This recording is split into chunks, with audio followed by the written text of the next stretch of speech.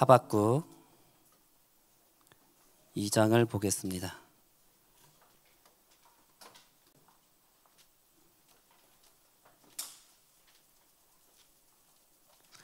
하박국 2장 2절에서 4절 말씀.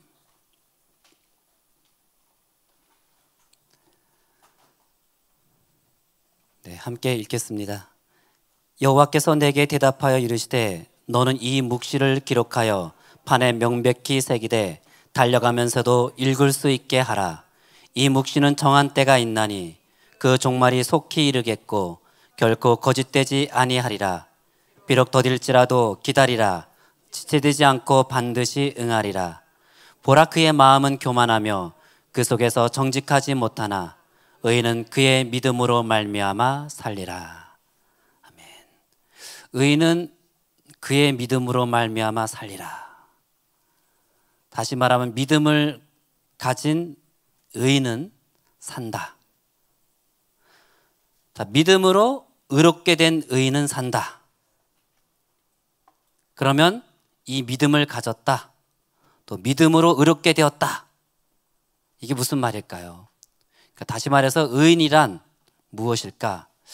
의인하면 우리는 자꾸 유교적인 어떤 그 생각들이, 관념들이 있다 보니까 뭐 정직하고 청렴하고 뭐 흠잡을 데 없는 사람, 자꾸 그걸 떠올리잖아요. 이건 어디까지나 우리의 행위 중심이죠. 근데 성경에서 말하는 의인은 무엇이냐?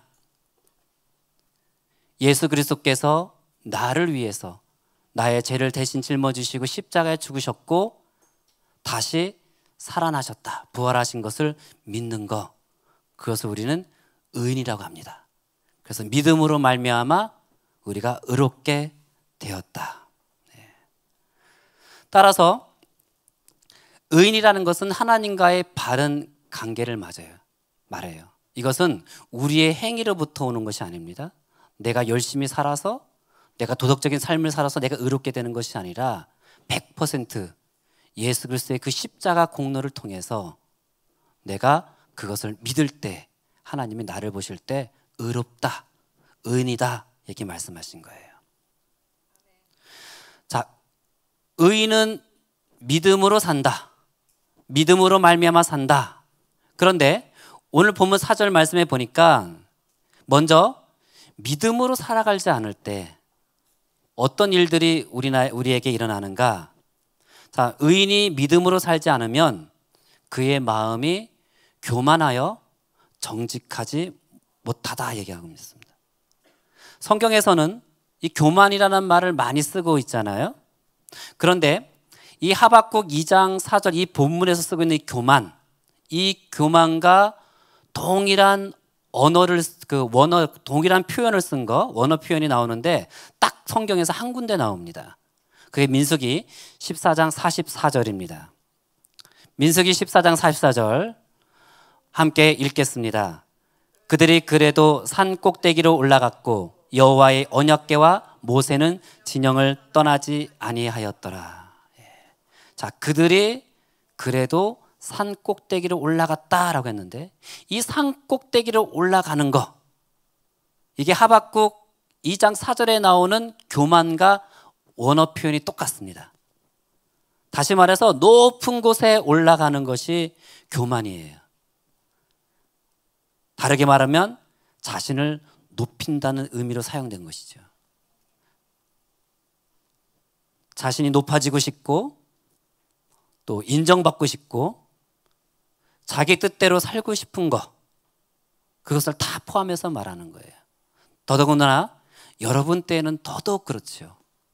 내가 인정받고 싶다, 내가 주인공이 되고 싶고, 그 다음에 늘 무엇을 하든지 칭찬받고 싶어 하고, 자신이 주인공이 되는 거, 내가 드러나야 하는 거, 바로 이런 사람을 교만이라고 얘기하고, 또 다른 말로 믿음이 없는 사람이다. 자, 인간은 본질적으로 교만할 수밖에 없는 존재예요. 겸손할 수 없는 존재예요. 여러분들 교회에 와서 우리가 왜 상처를 받는가? 더더군다나 열심히 교회 안에서 봉사하고 헌신했어요. 또는 어떤 팀 안에서, 어떤 사역단체 안에서 열심히 헌신했습니다. 재정적으로도 또 시간적으로도 육체적으로도 많은 헌신을 했는데, 그런데 상처를 받아요. 왜 상처받는가? 인정받고 싶은 마음 때문에 그렇습니다. 내가 이렇게 열심히 했는데, 내가 이렇게 헌신했는데 알아주지 않으니까 섭섭한 거예요. 여러분, 그게 다 교만의 형태라는 거 아십니까? 하나님께 인정받는 것으로 만족하지 못하는 마음. 어린 양 예수 그리스도, 그분을 찬양하는 것만으로도 나는 만족해요. 충분해요. 우리가 그 찬양을 하지만 정작 내가 인정받지 못할 때, 교회 안에서 인정받지 못할 때, 어떤 팀 안에서 인정받지 못할 때 상처받고 떠나게 됩니다. 특히 리더에게, 권위자에게 인정받고 싶어하는 마음, 그게 우리 안에 있어요. 제 안에도 있습니다. 그거를 교만이라고 합니다. 자, 의인은 그의 믿음으로 말미암아 산다고 말씀하십니다. 그러면 믿음으로 산다는 것이 무엇일까? 2절 말씀을 보겠습니다. 2절 말씀 함께 읽을까요? 여호와께서 내게 대답하여 이르시되 너는 이 묵시를 기록하여 판에 명백히 새기되 달려가면서도 읽을 수 있게 하라. 자, 판에 명백히, 어떤 큰 판에 명백히 새겨가지고 달려가면서도 읽을 수 있게 하라. 요즘 말로 하면 LED에, 크게 LED 광고판에 새겨가지고 어디서나 볼 수 있게끔 하라. 문자적으로 해석하면 그런 말이 될 수 있죠.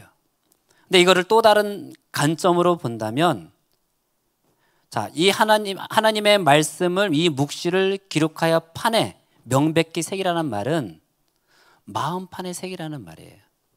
그래서 고린도후서 3장 2절 3절에 보면 하나님께서 우리를 향해서 너희는 그리스도의 편지다. 근데 내가 너에게 편지를 썼는데 이것이 먹으로 쓴 것이 아니라 너희 마음판에 새겼다. 너희 육의 마음판에 쓴 것이라고 말해요. 오직 육의 마음판에 쓴 것이다. 그러니까 이게 그 말인 거예요. 우리 마음판에 하나님의 말씀을 새긴 거. 근데 이 마음판에 하나님을 새겼는데 달려가면서도 읽을 수 있게 하라.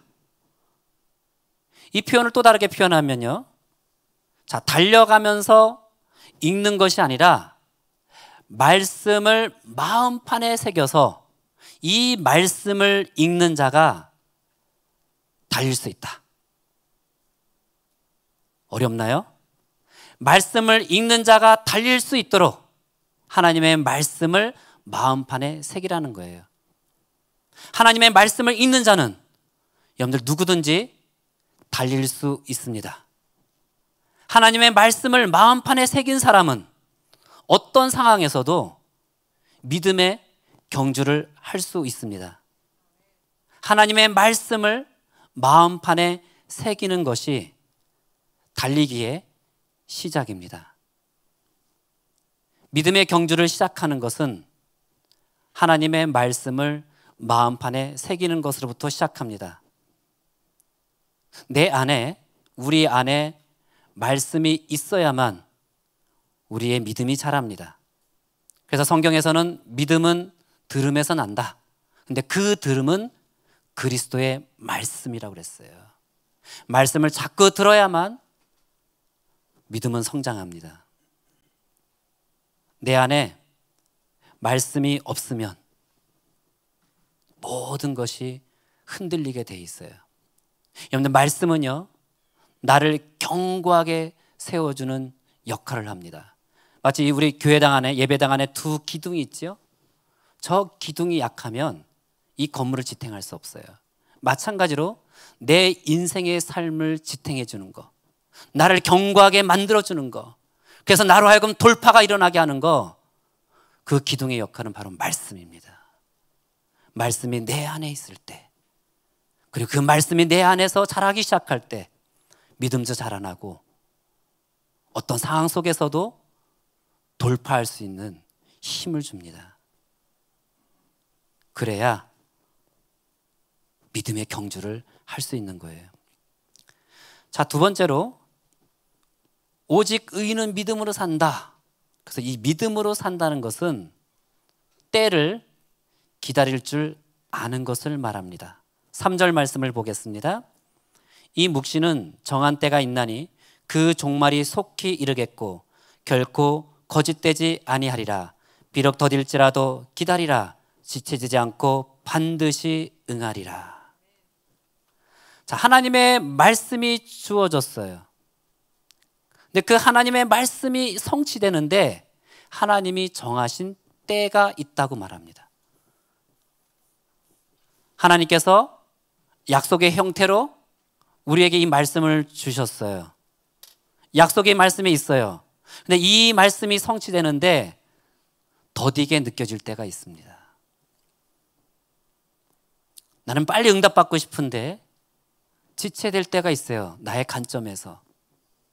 그럴 때 내 안에 의심이 들기도 하고 조급한 마음이 들기도 하죠. 때로는 두려운 마음이 들기도 하죠.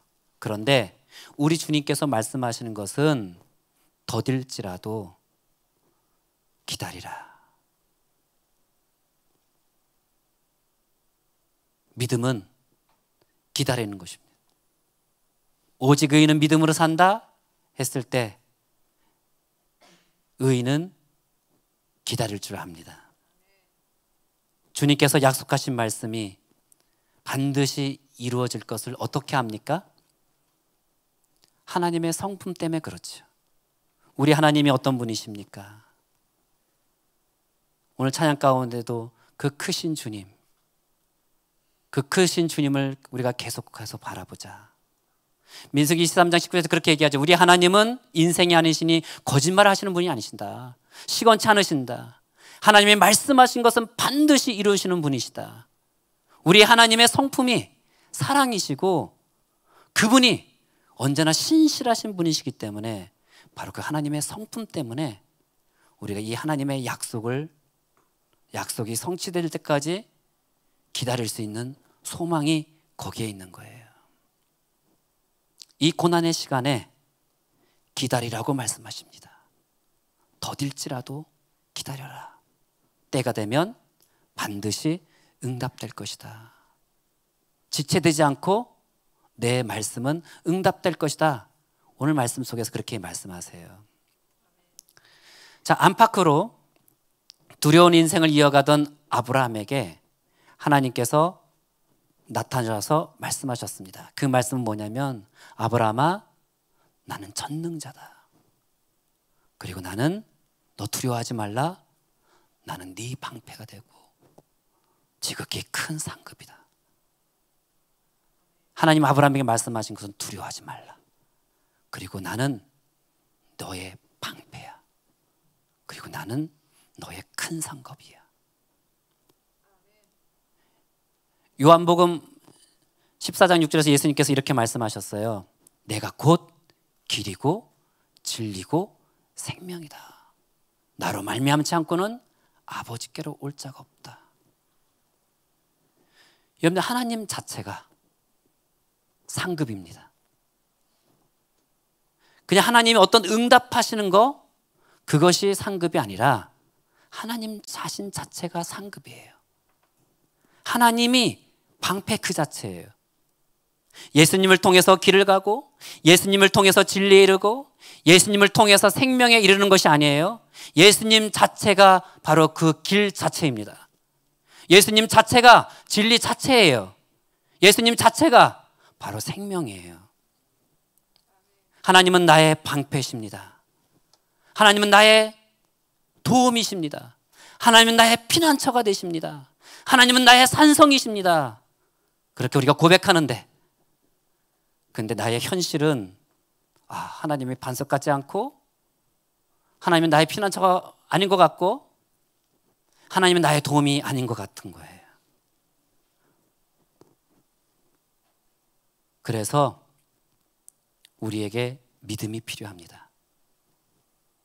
주님께서 우리에게 믿음을 요구하시는 까닭은 믿음을 가진 자만이 살아갈 수 있기 때문에 그래요. 믿음이 없으면 살 수 없는 것이 우리의 현실입니다. 현실은 결코 만만치 않지요. 이 만만치 않고 이 녹록치 않은 현실에서 지금 하박국 선지자는 몹시 힘들어하고 있어요. 이 멸망의 길로 가고 있는 이 고국 유다. 그런데 하나님께서 깡패 같은 바벨론을 동원하셔서 유다를 멸망시키겠다고 말씀하셨어요. 이 하나님의 말씀 앞에서 하박국 선지자는 혼동스럽고 혼란스럽고 힘들었습니다. 왜 하나님 하필 저 깡패 같은 바벨론입니까? 그럴 때 하나님께서 이 하박국의 시선을 고정시켜 주십니다. 마치 우리가 사격을 할 때, 이번에 올림픽 할 때 양궁 선수들이 첫 발을 쏘고 나서 뒤에서 얘기해 주잖아요. 어느 쪽으로 더 방향을 바꿔야 된다. 이거를 0점 맞춘다고 그래요. 하나님께서 지금 하박국 선지자의 그 흐트러진 그 시선 0점을 맞춰주고 있습니다. 그것은 뭐냐면 의인은 믿음으로 말미암아 사는 것이야. 의인은 믿음으로 사는 것이야. 의인은 예수님만 보고 사는 것이야. 너의 안목, 너의 지혜, 너의 세계관으로 이 삶의 모든 문제들을 해결할 수 없단다. 여러분들 항상 해답은요 예수님께 있습니다. 예수님께로 가면 돼요. 그래서 히브리서 12장에서 믿음의 주요 온전케 하시는 이인 예수를 바라보자. 자, 믿음의 주요 온전케 하시는 이인 예수를 바라보는 거, 이것이 하나님이 우리에게 주시는 해결책입니다. 우리가 이 인생의 경주, 이 믿음의 경주에서 선한 싸움을 싸워가며 끝까지 믿음으로 가서 승리할 수 있는 길은 오직 예수 그리스도밖에 없습니다. 예수님을 바라보기 시작할 때 믿음의 경주를 할 수 있어요. 예수님을 바라보면 예수님을 믿는 믿음이 생기기 시작합니다. 예수님께서 친히 당부하신 말씀이 있습니다. 누가복음 18장에 보면 거기에 불의한 재판관의 비유가 나옵니다. 거기서 우리 주님께서 말씀하시기를요, 항상 기도하고 낙심하지 말아야 할 것, 항상 기도하면서 포기하지 말아야 할 것에 대해서 말씀하시면서 불의한 재판관 이야기를 합니다. 누가복음 18장 7절 8절 말씀 읽겠습니다. 하물며 하나님께서 그 밤낮 부르짖는 택하신 자들의 원한을 풀어주지 아니하시겠느냐? 그들에게 오래 참으시겠느냐? 내가 너희에게 이르노니 속히 그 원한을 풀어주시리라. 그러나 인자가 올 때 세상에서 믿음을 보겠느냐 하시니라. 우리 주님께서 인자가 올 때, 우리 주님이 다시 올 때 믿음을 보겠느냐 탄식하셨어요. 마지막 때는 창세 이후로 가장 타락하고 죄악이 가득한 세상이 될 것이라고 말씀하십니다. 노아의 때가 그랬고 롯의 때가 그랬죠. 그런데 그보다 더 끔찍한 세상이 올 것이다. 바로 그때 하나님은 믿음이 있는 자를 보겠느냐 말씀하셨어요. 결국 여러분들, 우리가 끔찍한 세상을 살아갈 때도, 사방이 꽉 막혔고 소망이 없어 보이는 그 시대에도, 아무리 지금까지 한 번도 경험하지 못한 아주 끔찍한 세상이 온다 할지라도 언제나 해답은 믿음에 있는 거예요.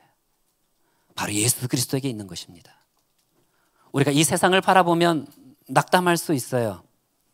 이 불의한 세상 가운데 우리 하나님은 일하고 계신가? 탄식할 수 있어요.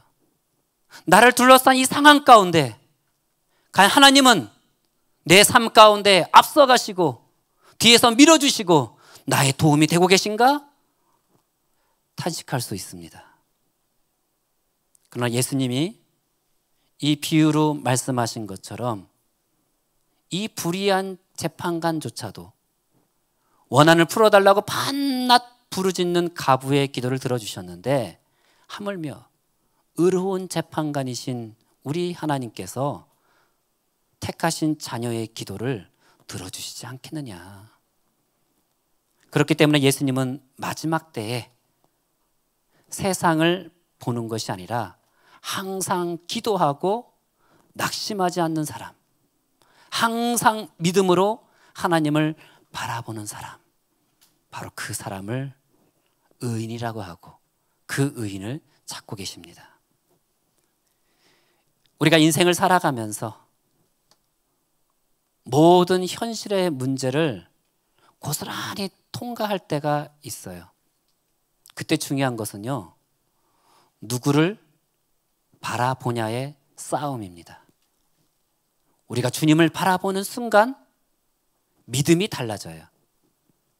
마태복음 28장에 가면 우리 주님이 승천하시면서 제자들에게 지상 대명령을 내리시죠. 이 말씀은 동일하게 우리에게도 하신 말씀입니다. 28장 18절에서 20절 말씀 읽겠습니다. 예수께서 나와 말씀하여 이르시되 하늘과 땅의 모든 권세를 내게 주셨으니 그러므로 너희는 가서 모든 민족을 제자로 삼아 아버지와 아들과 성령의 이름으로 세례를 베풀고 내가 너희에게 분부한 모든 것을 가르쳐 지키게 하라. 볼지어다 내가 세상 끝날까지 너희와 항상 함께 있으리라 하시니라. 하늘과 땅의 모든 권세가 우리 예수님께 있습니다. 부활하신 예수님이, 죽음을 깨뜨리고 부활하신 예수님이 하늘과 땅의 모든 권세를 가지셨고 그 예수님이 세상 끝날까지 너희와 함께 하겠다고 말씀하셨어요. 그렇기 때문에 가라 말씀하신 거예요. 그렇기 때문에 모든 민족을 제자 삼으라고 말씀하신 거예요. 예수님의 명령을 가르치고 지키는 일을 할 수 있다고 말씀하십니다. 아무리 세상의 악이 팽배해도요, 나를 둘러싼 상황이 만만치 않고 강력해 보여도 하늘과 땅의 모든 권세를 가지신 예수님이, 승리하신 예수님이 세상 끝날까지 함께 하시기 때문에 우리가 이 땅에서 믿음으로 살아갈 수 있다 말씀하십니다. 제가 청년 시절에 좌충우돌을 하면서 그 20대를 통과할 수 있었던 것은 예수님 때문이었어요. 바로 이 말씀이 저를 붙잡았습니다. 제가 대학 시절에 제 생활비와 또 등록금을 제 스스로가 책임져야 했습니다. 그래서 밤마다 방범 아르바이트를 하게 되었어요. 삶이 녹록지 않았죠. 그럼에도 불구하고 제가 그 삶을 통과할 수 있었던 것은 제가 끊임없이 실패할 때도 있지만 내 눈을 들어서 주님께 시선을 맞췄기 때문이에요. 그리고 나서 대학을 졸업하자마자 신학대학원에 입학했습니다. 그리고 더 이상 알바를 할 수 없는 상황이었어요. 그동안 대학 4년 동안 알바를 통해서 하나님이 나에게 공급해 주셨다면 이제 그것도 끝났습니다. 하나님의 부르심을 받고 분명히 신대원에 갔는데, 그래서 나를 기다리는 것은 웰컴, 잘 왔다, 고생했어, 이제 너의 모든 필요 다 해결됐어, 걱정하지 마. 그러면 얼마나 좋아요. 제가 그때부터 굶기 시작했습니다. 그런데 그런 상황에서 제가 실망하거나 좌절하거나 낙담하지 않았던 것은 바로 마태복음 28장 이 예수님의 말씀 때문에 그랬어요. 세상 끝날까지 내가 너와 함께 할 거야. 내가 영원히 너와 함께 할 거야.